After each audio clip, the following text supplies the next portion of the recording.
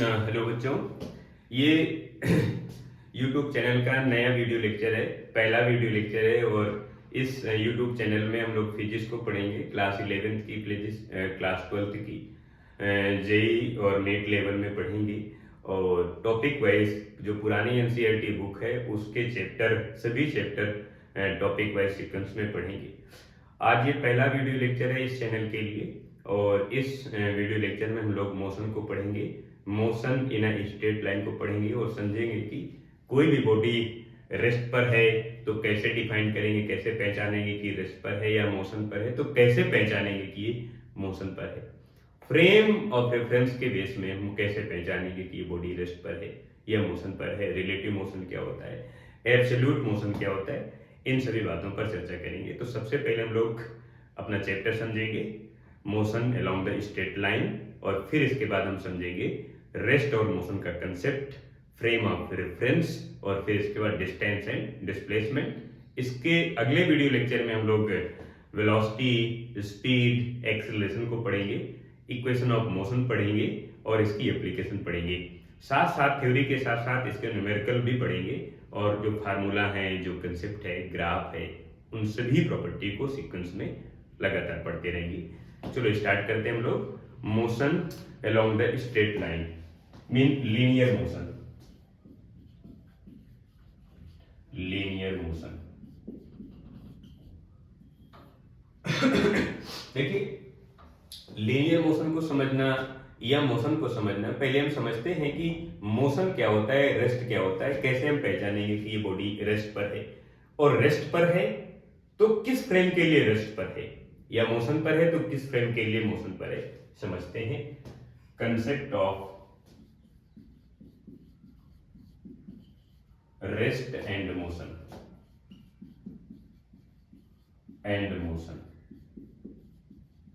समझते हैं। जैसे ये हमारे पास कोई कोऑर्डिनेट सिस्टम हो गया, और ये हो गई एक्स एक्सिस, ये हो गई वाई एक्सिस, ये हो गई जेड एक्सिस। ये 3 डायमेंशन कोऑर्डिनेट सिस्टम हो गया।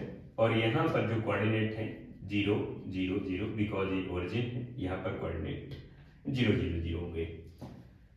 मान के चले कि कोई यहां पर कोई ऑब्जेक्ट है पॉइंट ए पर, और पॉइंट ए पर जो ऑब्जेक्ट है उसके कोऑर्डिनेट है x1 y1 z1 है।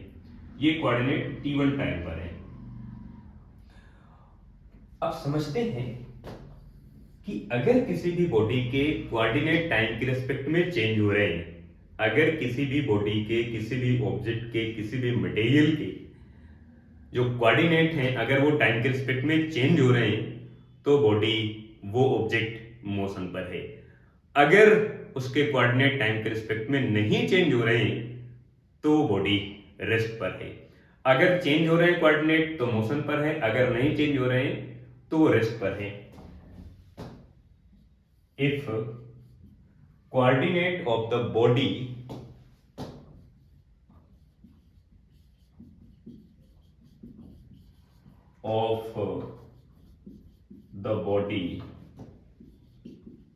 will change with respect to time, then body will be in moving situation, moving position. But if अगर बॉडी के कोऑर्डिनेट टाइम के रिस्पेक्ट में नहीं चेंज हो रहे हैं, कांस्टेंट हैं, तो हम कहेंगे बॉडी रेस्ट कंडीशन पर है, रेस्ट सिचुएशन पर है। But if coordinate remain constant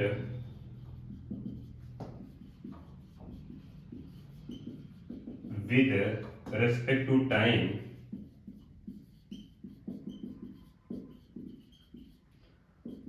then body in a rest condition. अब डिपेंड करेगा किस फ्रेम के रिस्पेक्ट में उसके कोऑर्डिनेट चेंज हो रहे हैं और किस फ्रेम के रिस्पेक्ट में उसके कोऑर्डिनेट चेंज हो रहे हैं या कांस्टेंट हैं।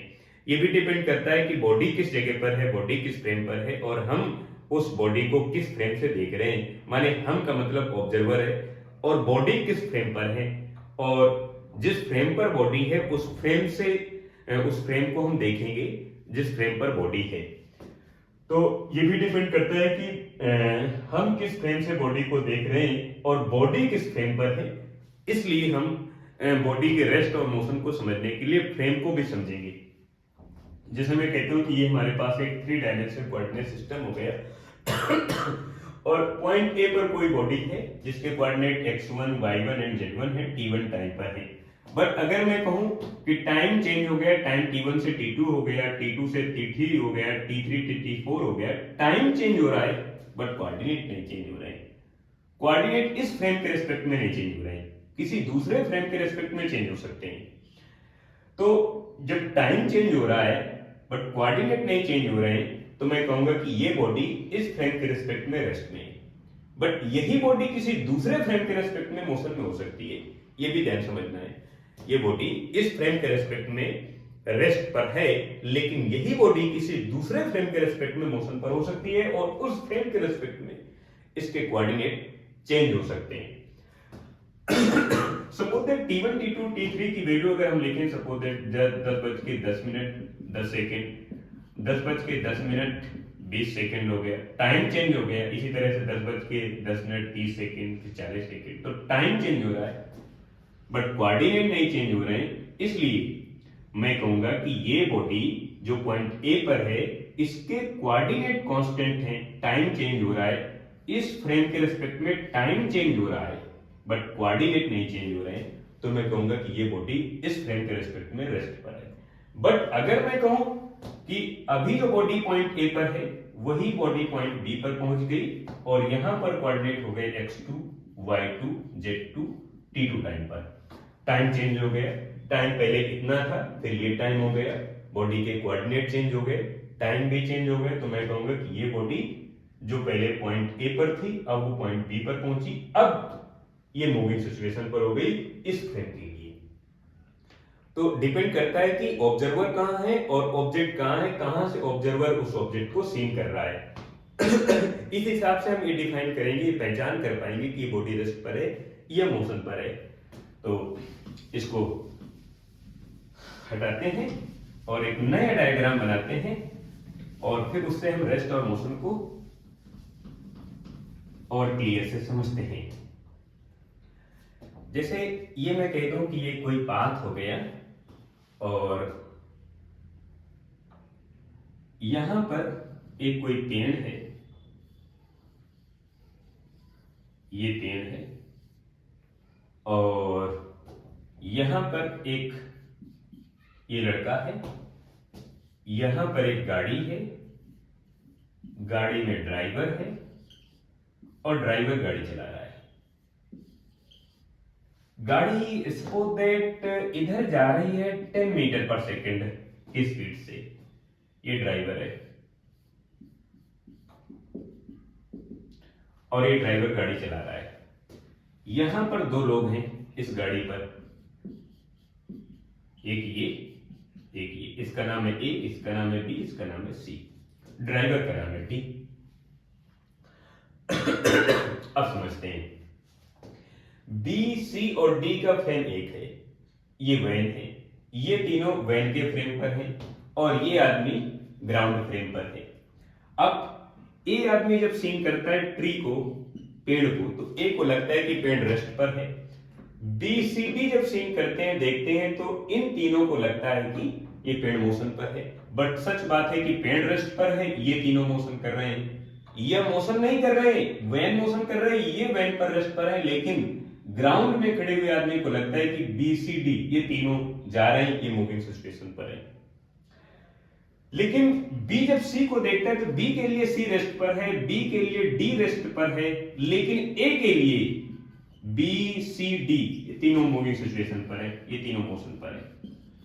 अब ए के लिए ये तीनों मोशन पर हैं और इन तीनों के लिए यानी बी सी डी के लिए ए मोशन पर है और ट्री मोशन पर है, पेड़ मोशन पर है। अब लफड़ा इसमें यहां पर है कि हम कैसे समझे, क्या माने कि पेड़ रेस्ट पर है, हम ये क्या माने कि ए रेस्ट पर है या पेड़ रेस्ट पर है या मोशन पर है या इन तीनों में से कोई मोशन पर है। ग्राउंड फ्रेम के लिए बी सी डी के कोऑर्डिनेट चेंज हो रहे हैं।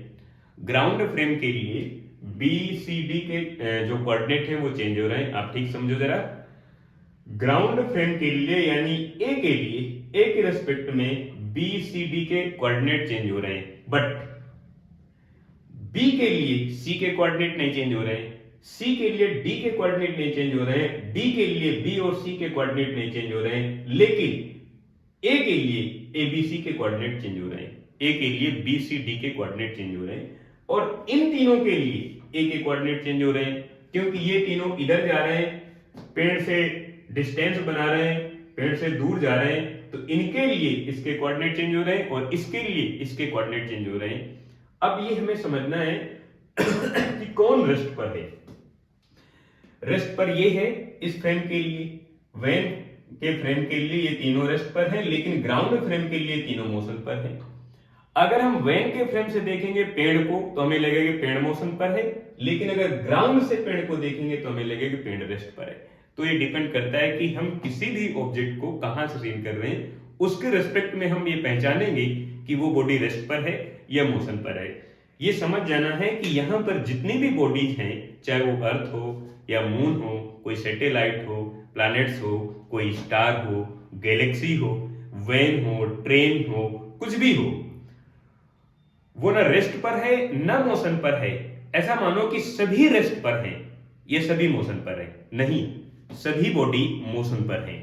लेकिन ये डिपेंड करता है कि हम उस बॉडी को कहां से देख रहे हैं, कहां से सीन कर रहे हैं, और इस हिसाब से उसको हम डिफाइन कर पाएंगे कि ये बॉडी रेस्ट पर है या मोशन पर है। इस वीडियो लेक्चर में इतना ही, और इससे नेक्स्ट वीडियो लेक्चर में हम लोग फ्रेम ऑफ रेफरेंस को और डिस्टेंस, डिस्प्लेसमेंट, वेलोसिटी को पढ़ेंगे।